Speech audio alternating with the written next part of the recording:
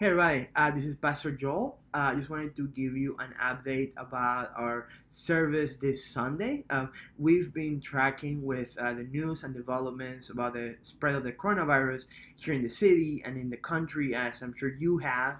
Earlier in the week, we sent an email saying that our plan was to meet this Sunday to have a worship gathering and just take extra, hygienic measures and sanitize everything for the service. But after the developments of the last couple of days, we feel that probably the wisest and most loving thing that we can do, as the whole city is trying to slow down the spread of the virus, but also caring for the elderly among us and those who might be most vulnerable to it. The best thing we can do is to not have a public worship service this Sunday. So this Sunday, our building is going to be closed. We're not going to be gathering publicly together in the building. However, we feel like of all the times where the church should actually be speaking out, where we actually need to look somewhere for hope and calm in times of anxiety, it's now. So we don't want to just not do anything. What we're doing is we're gonna have a special online worship experience. We're gonna have a recording. We're gonna have worship. I'm going to be speaking specifically about this. We're kind of like making a pause on our series on forgiveness. I'm going to be talking specifically about all the stuff that's going on right now, and maybe see what we find in the scriptures about hope and faith in times of fear and anxiety. And I'm actually really excited to share that with you.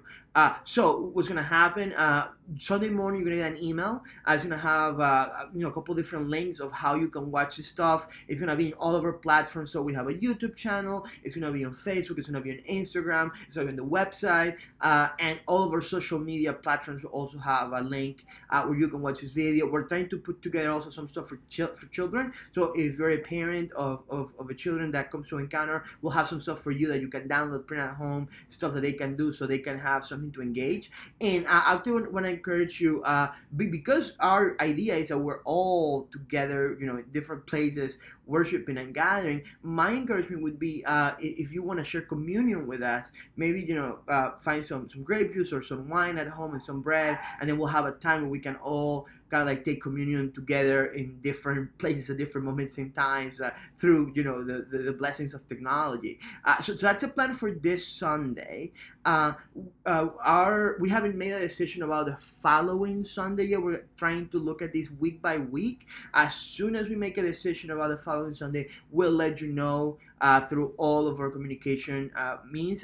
We'll post it on social media. It'll be on our website. We have a newsletter that we send out. If you're not subscribed to it, maybe this is the best time to do it. Just go to our website, scroll to the bottom of the homepage, and there's a form where you can sign up for newsletters. You can get updates in regards to that. I just wanted to close with this of all the things that people have been talking through and thinking through. One of the things I've been coming back to is Psalm 91.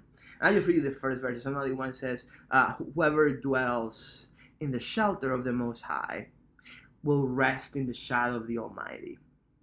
I will say to the Lord, He is my refuge and my fortress, my God, in whom I trust.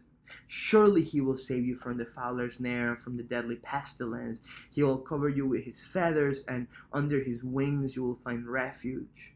His faithfulness will be your shield and rampart. You will not fear the terror of night, nor the arrow that flies by day, nor the pestilence that stalks in the darkness, nor the plague that destroys at midday."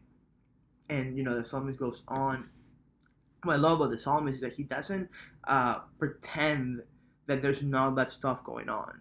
He talks about arrows, and he talks about pestilence, and he talks about plagues. Like, these things are going on. It's not like they're not happening. We're not ignoring them. But my hope and my trust is ultimately in God. He says, like, I'm under the shadow of the Almighty. And my encouragement to you, Encounter, this weekend is, learn to live in the shadow of God. Learn to live in the shadow of the Almighty, because that's a place where you're gonna find ultimate peace.